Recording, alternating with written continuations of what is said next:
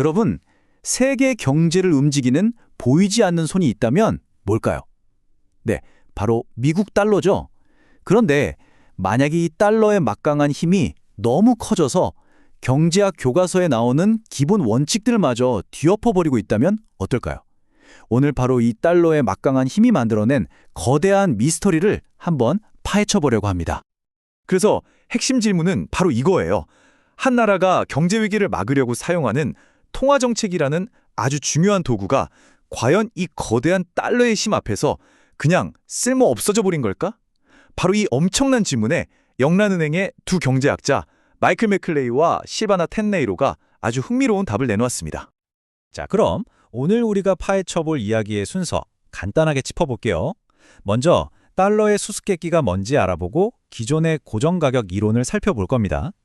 그리고 이 통념을 깨부수는 세 가지 결정적 사실을 확인한 다음에 저자들이 제시하는 새로운 모델을 뜯어보고요. 마지막으로 현실 세계의 증거를 보면서 이 모든 게 과연 무엇을 의미하는지 결론을 내려보겠습니다. 자, 그럼 첫 번째 이야기부터 시작해볼까요? 모든 논쟁에는 그 배경이 되는 고전 이론이 있기 마련이잖아요. 오랫동안 경제학자들은 한 나라의 통화가 경제에 오는 충격을 흡수해주는 일종의 자동 안정장치 역할을 한다고 굳게 믿어왔습니다. 이게 바로 먼델 플레밍 모델로 유명한 지출전환 효과인데요. 원리는 아주 간단해요. 예를 들어서 우리나라 원화 가치가 뚝 떨어졌다고 생각해보세요. 외국인들 눈에는 현대차나 삼성 TV가 갑자기 완전 바겐세일하는 것처럼 보이지 않겠어요? 그럼 당연히 와, 싸다 하면서 막 사갈 거고 수출이 늘면서 우리 경제 전체에 활력이 돌게 된다는 거죠. 자, 그런데 말입니다.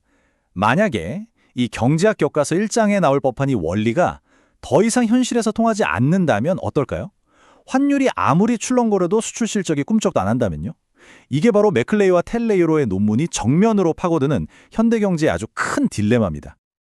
그럼 도대체 왜 이 오래된 법칙이 흔들리는 걸까요? 경제학자들이 지목한 가장 유력한 용의자가 있습니다. 바로 지배통화 가격 책정, 줄여서 DJCP 이론이라는 건데요. 많은 현대 경제학자들이 이 이론으로 달러의 막강한 영향력을 설명해왔죠. 이 두 이론의 차이, 알고 보면 아주 간단한 질문 하나로 딱 정리됩니다. 바로 여러분이 해외 직구할 때 보는 그 가격표, 거기에 과연 어떤 나라 돈이 찍혀 있냐는 거예요. 왼쪽의 전통적인 이론, PCP는 당연히 수출하는 나라 돈으로 가격을 매긴다고 봤지만 오른쪽의 DCP 이론은 아니, 국제거래 가격표는 대부분 미국 달러라고 주장하는 겁니다. DCP 이론의 논리를 좀 더 쉽게 풀어볼게요. 예를 들어 브라질 헤아라 가치가 폭락했다고 쳐도 세계 시장에서 거래되는 브라질산 커피 원두 가격표는 여전히 달러로 딱 붙어 있다는 거예요. 가격표가 그대로 달러니까 외국 구매자 입장에서는 커피를 더 살 이유가 하나도 없는 거죠. 그쵸? 결국 환율이 변하는 효과는 사라지고 우리가 맨 처음에 봤던 지출 전환 효과는 작동을 멈추게 되는 겁니다. 자, 이제부터가 진짜 흥미진진한 부분입니다. 이 논문의 저자들이 이 유력한 용의자, DCP 이론에 완벽해 보였던 알리바이를 어떻게 무너뜨리는지 한번 따라가 보시죠. 이들의 무기는 바로 이론이 아니라 현실 세계의 데이터였습니다.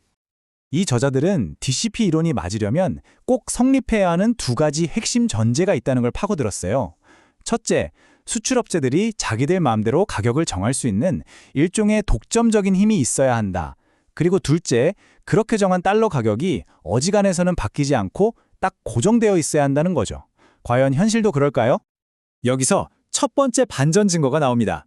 전 세계 교역 상품의 대부분은 무슨 독점적인 상품이 아니라 경쟁이 아주 치열한 동질적 상품이라는 거예요. 차트를 보세요. 특히 개발도상국 수출의 무려 70% 이상이, 그리고 신흥국은 60% 가까이가 원유나 곡물처럼 누가 만들어도 품질이 비싼 상품들이라는 겁니다. 독점은커녕 경쟁이 엄청나게 치열한 시장이라는 거죠. 두 번째 사실은 DCP 이론에 더 치명적이에요. 이런 원자재 가격이 고정되어 있다고요? 전혀요. 유가나 곡물 가격 생각해보세요. 매일, 아니 매 시간 정신없이 오르내리잖아요. 이건 뭐 가격이 잘 안 변한다는 DCP 이론의 심장을 그냥 정통으로 겨누는 팩트인 셈이죠.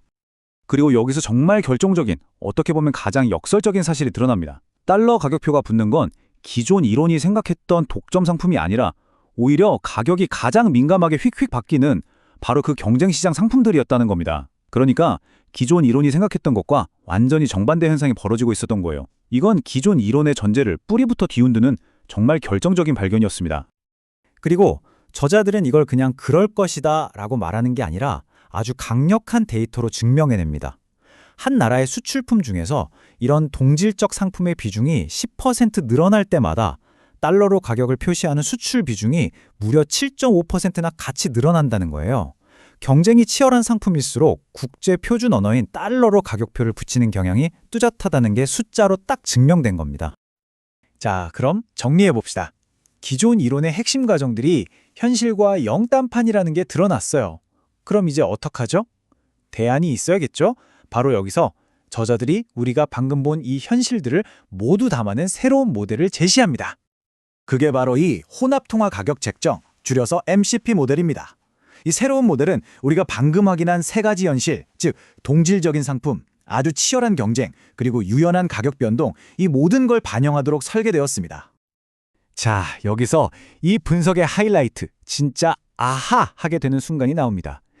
정말 놀랍게도요, 기존 DCP 이론가들이나 이 논문의 저자들이나 똑같은 현상을 보고 있었어요. 바로 통화 가치가 떨어져도 수출품의 달러 가격은 별로 안 변한다는 이 현상 말이죠. 그런데 말이죠. 똑같은 걸 보고도 해석은 완전히 180도 달랐던 겁니다. 기존 이론은 가격이 고정되어서 그렇다고 봤지만 저자들은 정반대로 해석했어요. 아니, 그건 경쟁이 너무 치열해서 그런 거야 라고 말이죠. MCP 모델이 어떻게 작동하는지 한번 볼까요? 논리는 이렇습니다. 자, 먼저 자국 통화 가치가 떨어지면 달러로 계산한 생산 비용도 줄어들겠죠. 그런데 시장에 경쟁자가 쫙 깔려 있으니까 내가 가격을 아주 눈꼽만큼만 내려도 다른 회사 손님들을 전부 다 뺏어올 수 있는 거예요. 그래서 수출업체는 가격을 크게 내릴 필요도 없이 약간의 할인만으로 판매량을 폭발적으로 늘리는 전략을 쓰는 겁니다. 결국 수출을 가로막는 건 물건이 안 팔려서가 아니라 주문이 폭주해서 더 이상 만들어낼 물량이 없는 바로 공급 능력의 한계 때문이라는 정말 놀라운 결론에 도달하게 되는 거죠.